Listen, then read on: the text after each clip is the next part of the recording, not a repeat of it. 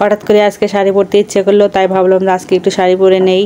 তো আজকে যেহেতু বিকালের দিকে রান্নাবান্না কম আছে, তো ভাবলাম আজকে একটু শাড়ি পরে নেই। আর আমি যেহেতু এখানে শাড়ি পরি না, তো আমার এখানে শাড়ি নাই, মানে বাড়িতে সব শাড়ি রেখে আসছি।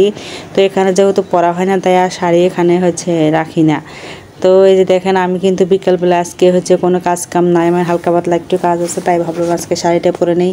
আর আমি শাড়ি পরে কোনো কাজ করতে পারি না, মানে কেমন যেন একটা লাগে, সেই জন্য কখনো শাড়ি পরা হয় না।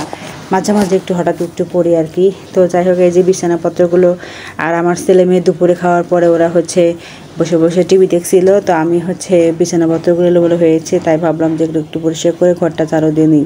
আর এই কাজগুলো করতে গিয়ে আমার অনেক কষ্ট হয়েছে, দেখেন। তো এরপর সন্ধ্যার দিকে যে ভাত বসাবো, তো তরকারি আছে, ডাল আছে, ভাজি আছে, এগুলো আছে, সব কিছুই আছে। তো ভাবলাম যে এগুলো গরম করে নিয়ে তারপর ভাতটা বসিয়ে দেবো। তো এই যে ভাতের চাউলগুলো ধুয়ে দিলাম। মাঝে মাঝে না শাড়ি পরতে ইচ্ছে করে, আর নারীদের শাড়িতে মানে সৌন্দর্য, আমি মনে করি যেটা আর কি। তো শাড়ি পরতে ইচ্ছে করলেও দেখা যায় কি, কাজকামি করার জন্য শাড়ি পরতে পারি না। আর আমি আর একটা কথা কি, এই ভিডিওটা অনেক আগের করা ছিল, তো আমি অসুস্থ কারণের জন্য এই ভিডিওটা আপলোড দিতে পারি নাই। তো ভাবলাম আজকে একটু আপলোডটা দিয়েই দিই। তো এই শাড়িটা যেদিন পরেছিলাম, সেদিনে তারপরের দিনের থেকে আমার জ্বর আসছিল। আর এত পরিমাণ জ্বর আর এত পরিমাণ শরীর ব্যথা, মনে হয় না যে আমার খুবই কষ্ট হয়েছিল তখন। তো দেখেন, আমি যে ভাতটা বসে দিয়ে এসে সব কাজকামগুলো করে নিচ্ছিলাম। তো এরপর একটু ছেলে মেয়ের জন্য ভাতটা হলে ছেলে মেয়ের জন্য একটু চা বানাবো।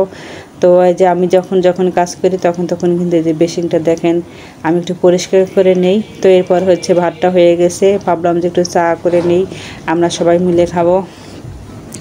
তো যে ছোট্ট একটা পাতিলে আমি যে চা বসাবো, তার জন্য চা পাতিলগুলো ঢেলে নিলাম। তো ওই যে মাঝে মাঝে না ভালোই লাগে শাড়ি পরতে। আর কোথাও ঘুরতে গেলে তো শাড়ি পরা হয় না, বাহিরে তো বোরকা পরেই যাওয়া হয়। তো ভাবলাম যে আজকে যেহেতু একটু বাহিরে যেহেতু যাব না, কাজও কম, তাই আর কি এই শাড়িটা পরা। তো আমাকে কেমন লাগছে শাড়িটা পরে, সবাই কমেন্টে জানাবেন। তো যাই হোক, এরপরে চা বানিয়ে নিয়ে আসছি, আসার পরে এই যে দেখেন সবাই মিলে একসাথে বসে চা খাবো।